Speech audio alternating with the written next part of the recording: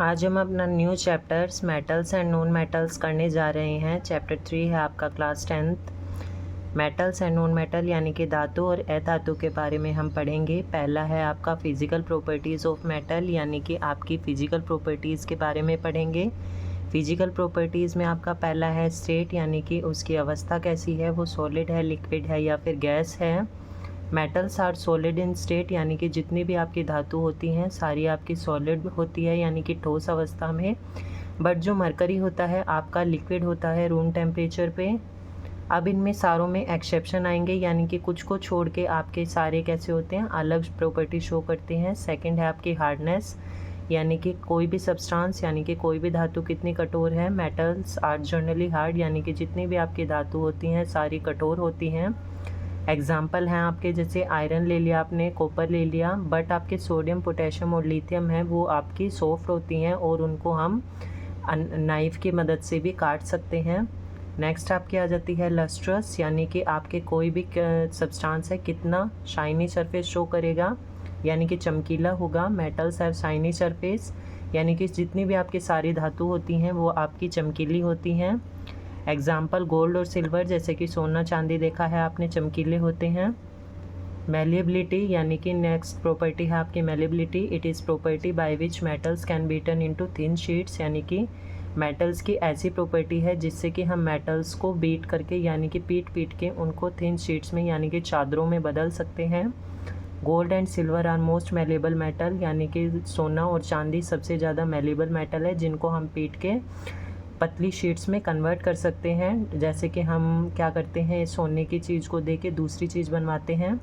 Ductility, it is the property by which metals can drone into thin wire यानी कि metals की ऐसी property है जिससे कि हम मेटल्स को थिन वायर्स में यानी कि पतली पतली तारों में कन्वर्ट कर सकते हैं।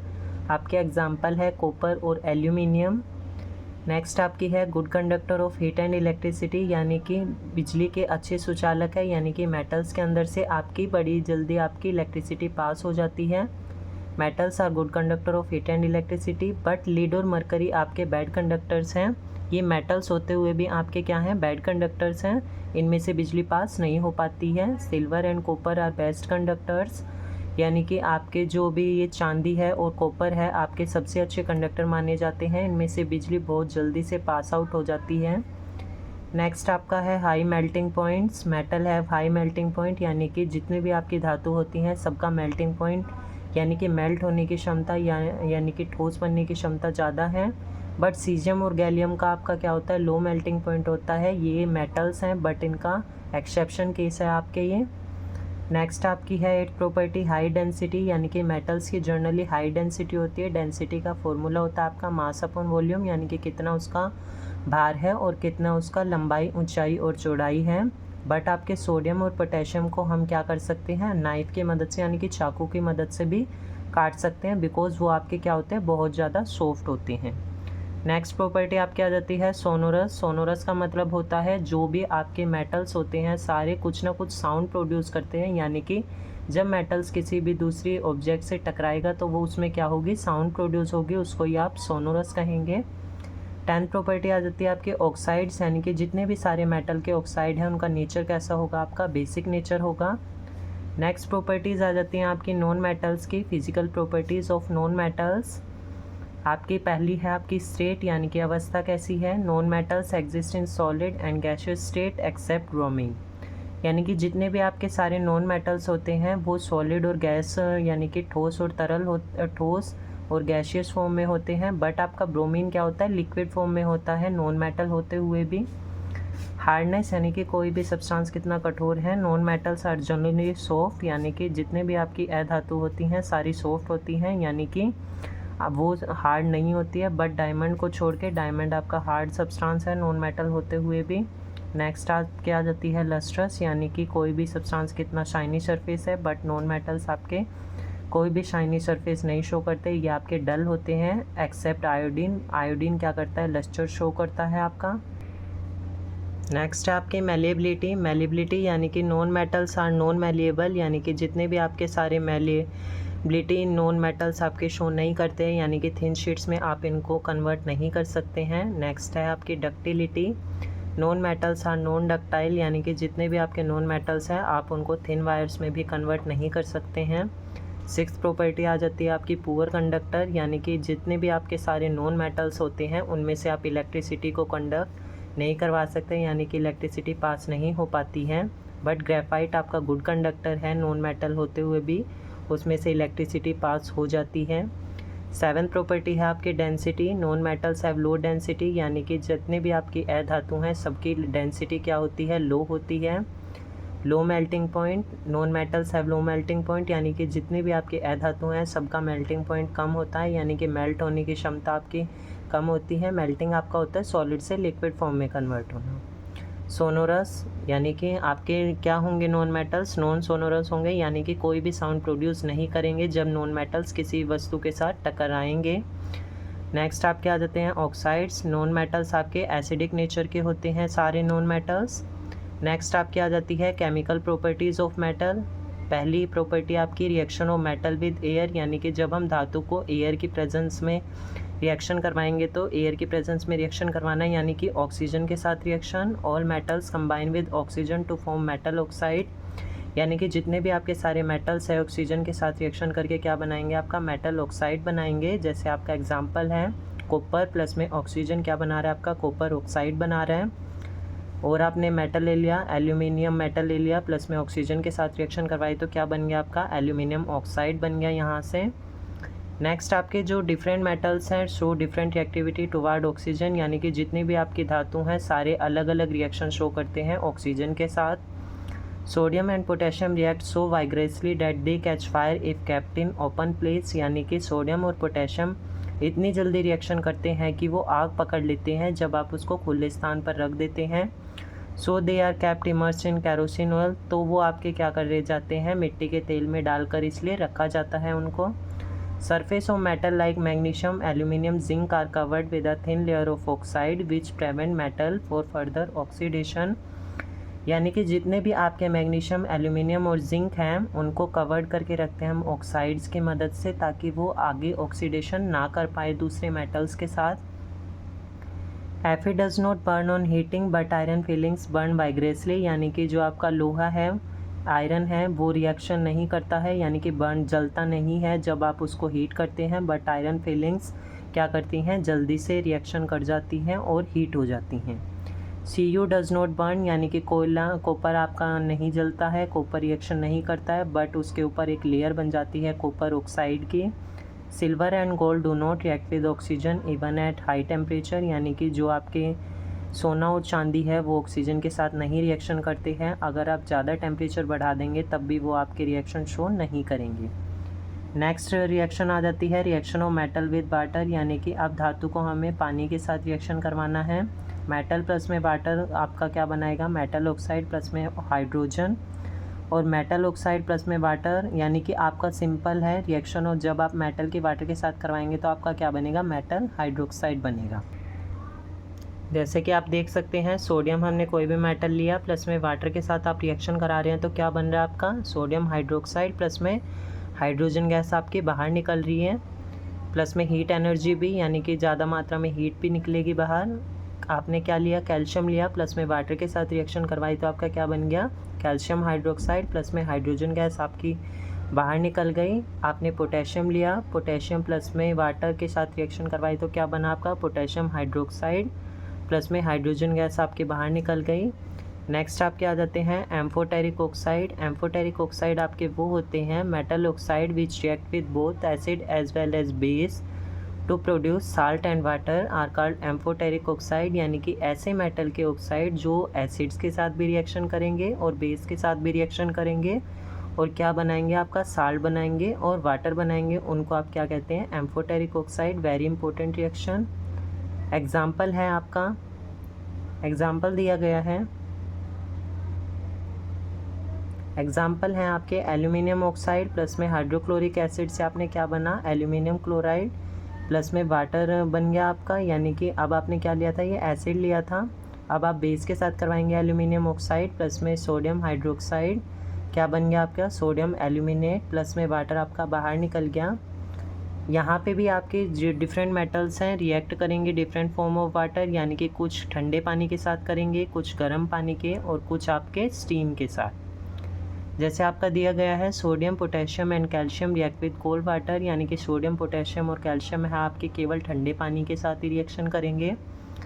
Aluminium iron and zinc react with steam, यानी कि एल्यूमिनियम आयरन और जिंक आपकी स्टीम के साथ यानी कि भाप के साथ रिएक्शन करेंगे। इंपॉर्टेंट रिएक्शन, आयरन प्लस में वाटर के साथ रिएक्शन करवाई तो आपका क्या बना, आयरन ऑक्साइड प्लस में हाइड्रोजन गैस आपके बाहर निकल गई।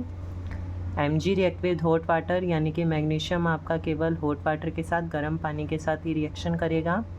Calcium and magnesium float on water surface as bubbles of hydrogen stick to their surface, यानी कि कैल्शियम और मैग्नीशियम हैं आपके पानी की सतह के ऊपर तैरने स्टार्ट कर देते हैं जब, क्योंकि इसके जो हाइड्रोजन के बबल्स हैं आपके वो इनकी सतह पर चिपक जाते हैं।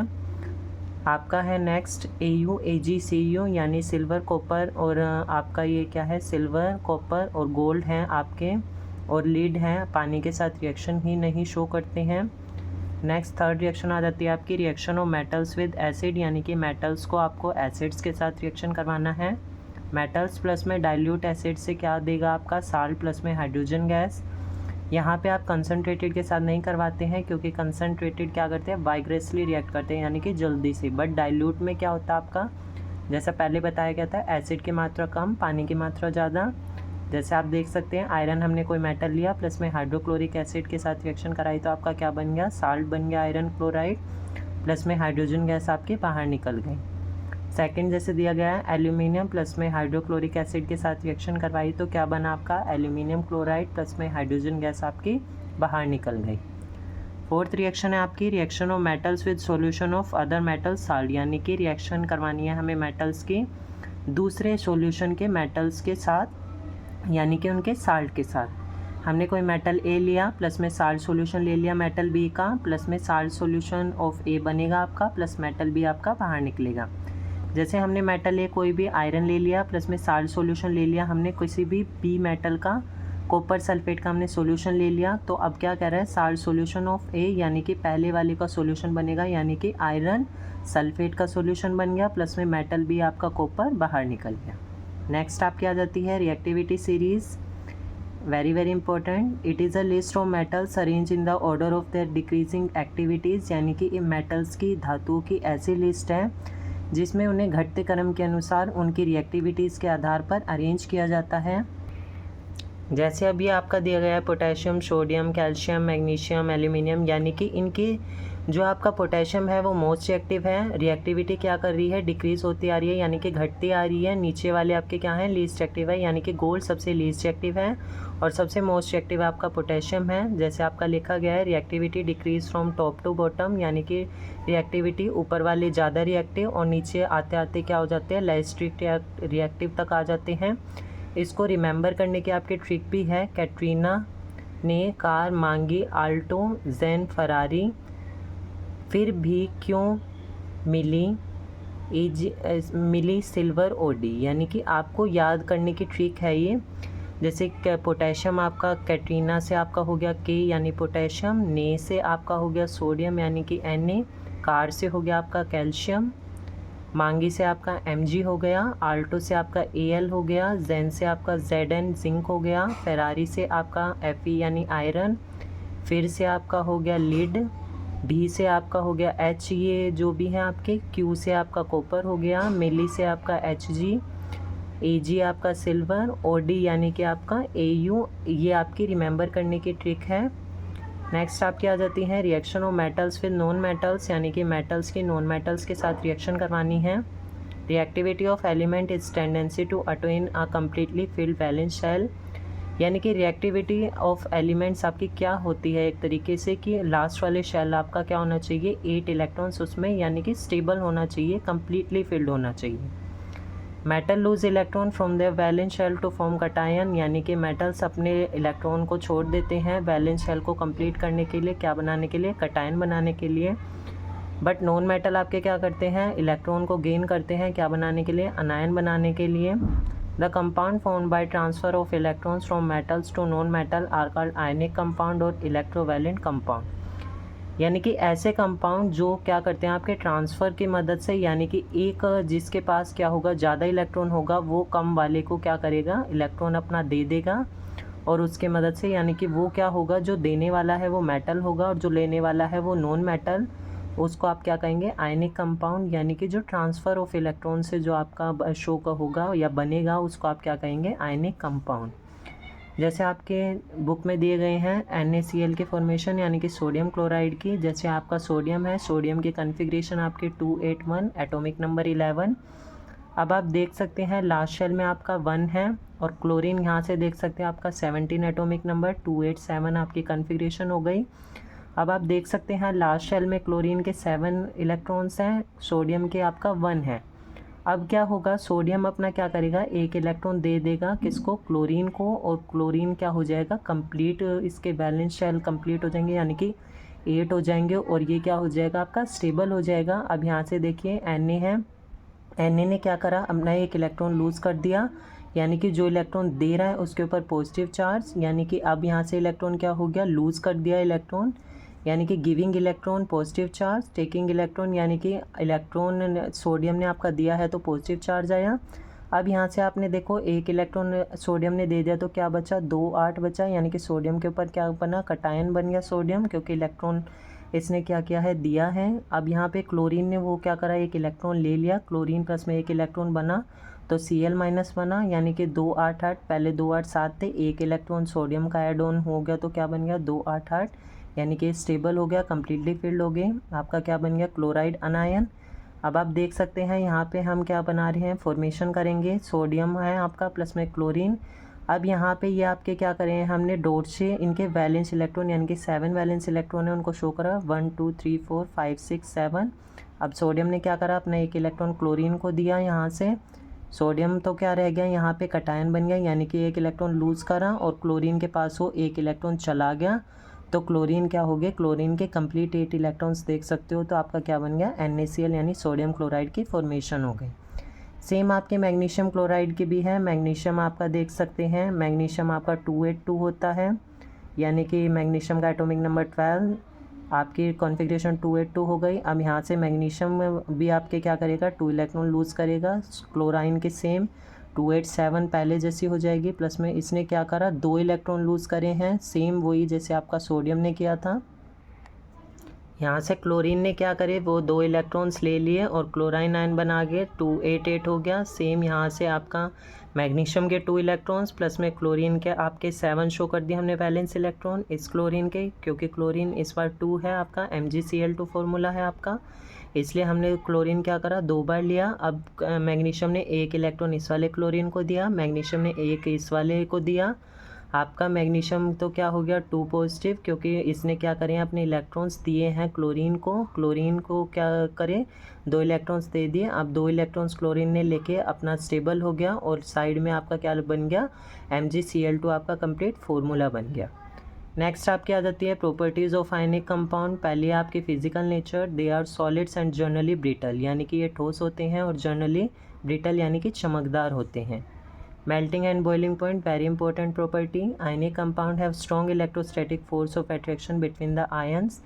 जैसा कि आप जानते हैं आयनिक कंपाउंड होते हैं स्ट्रॉन्ग इलेक्ट्रोस्टैटिक फोर्स, यानी कि इलेक्ट्रोस्टैटिक फोर्स यानी कि जो 2 सब्सटेंस के बीच में लगने वाली फोर्स है, आयन्स यानी कि आयन्स के बीच में, यानी कि जो चार्ज पार्टिकल्स हैं। So it requires a lot of energy to overcome this forces, यानी कि इनके पास इतनी ज़्यादा फोर्स ऑफ अट्रैक्शन है, उसको पार कर पाना इनके लिए मुश्किल हो जाता है। सो आयनिक कंपाउंड है हाई मेल्टिंग पॉइंट, तो इसलिए इनका मेल्टिंग पॉइंट बहुत ज़्यादा होता है। नेक्स्ट आपकी है सोल्यूबिलिटी, यानी कि घुलनशीलता। Soluble in water but not in kerosene petrol, यानी कि ये पानी में घुलनशील है बट ये मिट्टी के तेल और पेट्रोल में घुलनशील नहीं है। नेक्स्ट आपकी conduction of electricity, it involves the movement of charge particle, यानी कि इसके अंदर क्या होता है आपके चार्ज पार्टिकल, यानी कि जो आयंस हैं या तो वो पॉजिटिव हो सकते हैं नेगेटिव, वो घूमते रहते हैं। They conduct electricity in molten state and solution form but not in solid state. ये इलेक्ट्रिसिटी को कंडक्ट कराते हैं मोल्टन स्टेट के अंदर, किसके फॉर्म में, सॉल्यूशन के फॉर्म में यानी कि पानी की फॉर्म में, बट ठोस अवस्था में ये इलेक्ट्रिसिटी पास नहीं करवाते हैं। नेक्स्ट आपका आ जाता है ऑकरेंस ऑफ मेटल। ऑकरेंस यानी कि अब मेटल्स कहाँ से पाए जाते हैं, आपके धातु कहाँ से मिलेंगे। मिनरल्स है आपका द एलिमेंट और compound which occur naturally in the earth crust are called minerals, यानी कि जो ऐसे धातु ये एलिमेंट्स हैं और कंपाउंड्स हैं जो हमारे इन्वायरमेंट के अंदर नेचुरल तरीके से यानी कि प्राकृतिक रूप से पाए जाएंगे पृथ्वी की सतह पर, उनको आप क्या कहेंगे, minerals. The chemical composition of mineral is fixed, यानी कि जो उनकी भौतिक संरचना नहीं बल्कि इनकी रासायनिक संरचना है वो कैसी रहेगी, फिक्स रहेगी। नेक्स्ट है आपका ores. Minerals that form from which metals can extracted profitably are known as ore, यानी कि ऐसे मिनरल्स में से जिनमें से ओर्स को निकाला जाएगा उनको आप क्या कहेंगे, यानी कि ऐसे मिनरल्स में से जिनमें से आप मेटल्स को निकाल पा रहे हैं अपने यूज़ के लिए प्रॉफिटेबली, यानी कि जिससे आपको फ़ायदा हो, उसको आप क्या कहेंगे, ores. Gangue the impurities sand silt soil gravel etcetera present in ore is called gangue, यानी कि अब आप जब मिनरल्स और ओर्स को निकालोगे तो उसमें आप देखोगे कुछ ना कुछ रेत है, मिट्टी है, कंकड़ है, बड़े बड़े पत्थर है, वो पाए जाएंगे, उनको आप क्या कहेंगे, गैंग कहेंगे। अब एक्सट्रैक्शन ऑफ मेटल्स फ्रॉम ओर, यानी कि जब आप मेटल्स में से ओर्स को निकालेंगे तो उसके कुछ स्टेप्स हैं वो आप देख लेंगे। स्टेप 1 है आपका enrichment of ores. Enrichment of ores के अंदर भी आपके 3-4 प्रोसेस है, फ्लोटेशन, हाइड्रोलिक वॉशिंग, वो अभी हम देखेंगे। स्टेप 2 है आपका एक्सट्रैक्शन ऑफ मेटल, यानी कि उनको निकालना। रिफाइनिंग ऑफ मेटल्स, यानी कि आप जो मेटल्स निकाल लिए उनको प्योर फॉर्म में लाना, यानी कि साफ़ सफाई करना। स्टेप 1 है आपका इनरिचमेंट ऑफ ओर्स।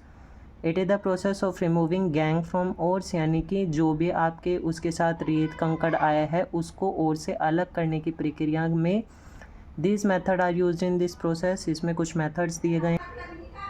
पहला मेथड आपका hydraulic washing. In this process crushed ore washed away by water stream. If an ore is denser than gangue particle are washed away and heavy ores remain behind. इसका कहने का मतलब है इस वाली प्रक्रिया के दौरान जो भी आपके क्रस्ट ओर्स है, यानी कि जो आपके टूटे हुए हैं, वो पानी के द्वारा बह जाते हैं। अगर कोई भी जो ओर है वो गैंग से क्या है, डेंसर है, यानी कि भारी है, तो उसको जो गैंग पार्टिकल्स है वो तो आपके क्या कर जाएंगे, बाहर निकल जाएंगे, यानी कि वाश्ड अवे पानी की सतह के साथ क्या कर जाएंगे, उनके साथ बह के आ जाएंगे, और हैवी ओर्स क्या रह जाएंगे, पीछे की तरफ रह जाएंगे। जैसे आप इस प्रोसेस में देख सकते हैं। अब इसमें ओर्स डाले हुए हैं। अब इसमें आप देखेंगे ये पानी चल रहा है। इस पानी में क्या होगा, जो आपके गैंग पार्टिकल्स हैं जो आपके डेंसर होंगे वो तो क्या करेंगे, वाश्ड अवे हो जाएंगे, यानी कि जो गैंग पार्टिकल्स थे जो आपके डेंसर थे वो तो वाश्ड अवे हो गए, और जो हैवी है वो पीछे की तरफ रह गए। जैसे आप इन तरीके से ओर्स कौन कौन से निकालते हैं, टिन निकालते हैं, लीड निकालते हैं। इसमें आपका गोल्ड रिफाइनिंग में, यानी कि जो आपको सोने को आप क्या करते हैं, रिफाइनिंग करते हैं एक तरीके से, उसको में भी प्रक्रिया में, यानी कि साफ़ करना, उसको प्योर फॉर्म में निकालना क्या कहलाता है, आपका रिफाइनिंग। सेकेंड प्रोसेस आपका मैग्नेटिक सेपरेशन, यानी कि चुंबकीय तरीके से अलग करना। This method works on magnetic principle, यानी कि ये चुंबकीय प्रिंसिपल यानी कि सिद्धांत के आधार पर काम करता है। This method applied when ore and gangue particle have different magnetic properties. ये प्रक्रिया हम तब करते हैं जब ओर और गैंग है, यानी कि जो आपके मिनरल से निकाले गए हैं और जो आपकी इम्प्योरिटीज़ हैं उनकी अलग अलग क्या होंगी, मैग्नेटिक प्रॉपर्टीज़ होंगी, यानी कि कुछ वो अलग तरीके से उनके साथ रिएक्शन करेंगे, यानी कि मैग्नेट्स के साथ, यानी कि आपके जो भी चुंबकीय पदार्थ हैं, जैसे ओर्स हो गया आपके मैग्नेटाइट, क्रोमाइट और मैंगनीज। ये आपका डायग्राम दिया गया है। अब जैसे इसमें हमने क्या करा, ओर और गैंग डाल दिए। अब यहाँ से कुछ पार्टिकल्स तो क्या करेंगे, बाहर निकल जाएंगे, और कुछ क्या करेंगे, इस साइड में आके इकट्ठे हो जाएंगे। उनसे पता चल जाएगा उनकी मैग्नेटिक प्रॉपर्टी कैसी है।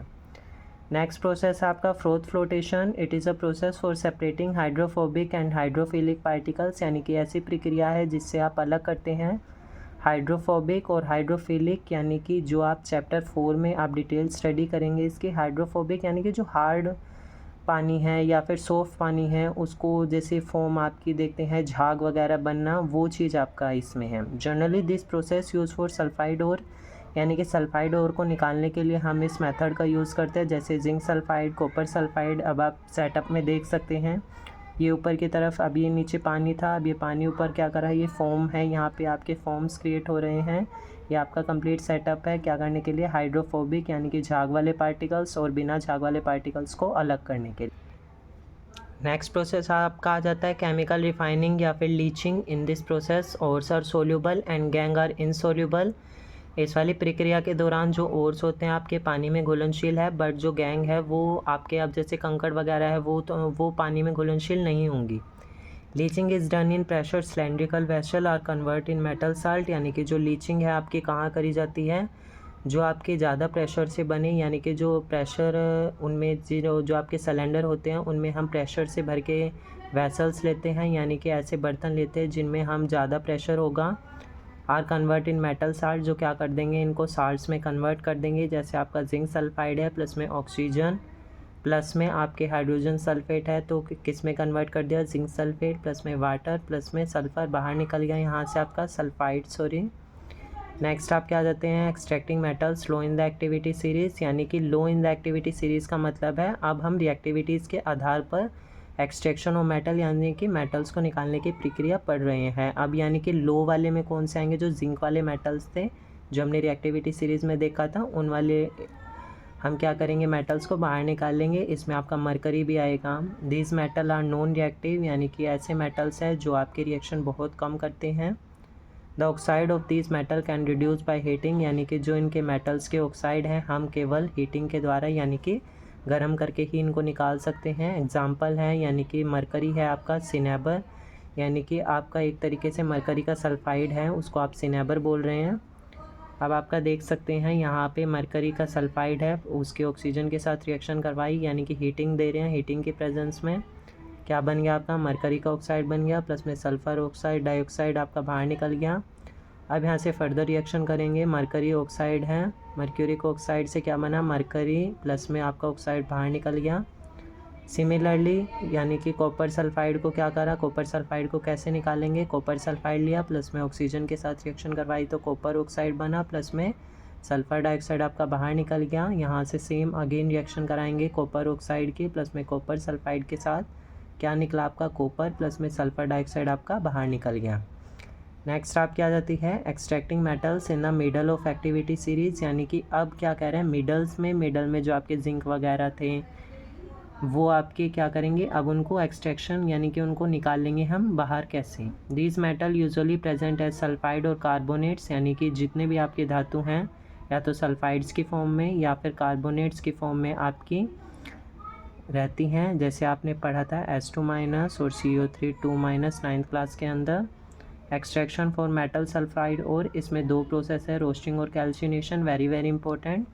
The sulphide ore are convert into metal oxide by heating strongly in the presence of oxygen या फिर एक्सेस एयर, यानी कि जितने भी आपके सल्फाइड ओर्स हैं उनको आप मेटल ऑक्साइड में कन्वर्ट कर देते हैं उनको प्रेजेंस ऑफ ऑक्सीजन में, यानी कि ऑक्सीजन के साथ रिएक्शन करवा के, क्योंकि हम क्या कर रहे हैं यहाँ पे हीटिंग कर रहे हैं ऑक्सीजन के प्रेजेंस में आप क्या करेंगे हीट कर देंगे तो आपके वो मेटल्स आपके क्या करेंगे बाहर निकल जाएंगे। जैसे आपने जिंक सल्फाइड लिया प्लस में ऑक्सीजन लिया उसकी हीटिंग कर दी आपने तो क्या बना जिंक का ऑक्साइड यानी कि मेटल ऑक्साइड बाहर निकला प्लस में सल्फ़र डाइऑक्साइड क्या कर गया आपका बाहर निकल गया। कैल्सिनेशन में क्या होगा कार्बोनेट और are change into oxide by heating strongly in absence या लिमिटेड ऑक्सीजन, यानी कि जो कार्बोनेट और हैं आपको मेटल ऑक्साइड में चेंज कर रहे हैं बट इस बार क्या होगा आपकी एब्सेंस ऑफ ऑक्सीजन, यानी कि ऑक्सीजन की प्रेजेंस के बिना आप क्या करेंगे रिएक्शन करेंगे। एग्जाम्पल है आपका जिंक कार्बोनेट लिया हमने, जिंक कार्बोनेट को जब आपने बिना हीटिंग के यानी कि हीट नहीं करा है जिंक ऑक्साइड बना प्लस में कार्बन डाइऑक्साइड आपका बाहर निकल गया। Now we get metal oxide by process of calcination और रोस्टिंग, यानी कि हमने मेटल ऑक्साइड को तो प्राप्त कर लिया कैल्सिनेशन और रोस्टिंग की मदद से। Reduction of metal oxide to metal, यानी कि अब जो मेटल ऑक्साइड के फॉर्म में आपके निकले हैं उनको मेटल्स में कैसे कन्वर्ट करेंगे यानी कि कैसे तोड़ेंगे। रिडक्शन की प्रोसेस है, it means removing of oxygen from a compound, जैसा हमने चैप्टर 1 में पढ़ा रिडक्शन क्या होता था उसमें से रिमूवल होगा ऑक्सीजन का यानी कि ऑक्सीजन बाहर निकलेगा। For reduction we use some reducing agent, यानी कि हमें क्या करना होता है ऑक्सीजन को बाहर निकालने के लिए कुछ हाईली रिड्यूसिंग एजेंट का हम प्रयोग करते हैं। जैसे हमने कार्बन का प्रयोग किया कार्बन मोनोऑक्साइड, हाइड्रोजन का प्रयोग किया कार्बन एक कोक, यानी कि Coke pure form of carbon होती है। जैसे आपका एग्जाम्पल दिया गया है जिंक ऑक्साइड प्लस में कार्बन से आपका क्या बना जिंक प्लस में कार्बन ऑक्साइड बन गया आपका, इसके अंदर आपकी एक रिएक्शन आती है thermite reaction, very very important. The reaction of iron oxide, यानी कि आयरन ऑक्साइड की रिएक्शन कर रहे हैं आप एल्यूमिनियम के साथ, क्या करने के लिए, टू जॉइन रेलवे ट्रैक्स और crack machine part. This reaction is called thermite reaction. यानी कि इसमें क्या होता है, जब आयरन ऑक्साइड आपका एल्यूमिनियम के साथ रिएक्शन करता है तो जो आपकी पटरियाँ होती है रेल की, वो जब टूट जाती हैं या कहीं से उनके जोड़ उतर जाते हैं या मशीन आपकी ख़राब हो जाती है, उनको जोड़ने के लिए, उनके पार्ट्स को जोड़ने के लिए हम थर्माइट रिएक्शन का प्रयोग करते हैं। आपकी आयरन ऑक्साइड लिया आपने, प्लस में एल्यूमिनियम के साथ रिएक्शन करवाई, तो आपका क्या बना, आपका आयरन बाहर निकल गया, प्लस में एल्यूमिनियम ऑक्साइड, और ज़्यादा मात्रा में आपकी क्या निकल गई, हीट निकल गई। नेक्स्ट आप क्या जाते हैं, extracting metal top in the activity series, यानी कि ऐसे मेटल्स को निकालना जो बिल्कुल टॉप पर हैं, यानी कि मोस्ट रिएक्टिव मेटल्स हैं, जैसे कि आपका पोटेशियम है। These metal are highly reactive, these are not reduce with reducing agent, यानी कि ये धातु इतनी ज़्यादा रिएक्टिव है कि इनको हीटिंग के द्वारा नहीं निकाला जा सकता या रिड्यूसिंग एजेंट के द्वारा नहीं निकाला जा सकता। These metal are extracted by electrolytic reduction, इसके लिए हमारी एक इलेक्ट्रोलाइटिक रिफाइनिंग करते हैं, यानी कि इलेक्ट्रिसिटी हम पास करवाते हैं और मेटल्स को आप निकाल लेते हैं फ्रॉम देयर मोल्टन स्टेट, यानी कि जिस अवस्था में थे उससे आप मेटल्स के फॉर्म में निकाल रहे हैं। Example, extraction of Na from NaCl, जैसे कि आप देख सकते हैं सोडियम में से, सोडियम क्लोराइड में से सोडियम को कैसे निकाला गया। यहाँ पे प्रोसेस है आपका इलेक्ट्रोलाइटिक रिफाइनिंग।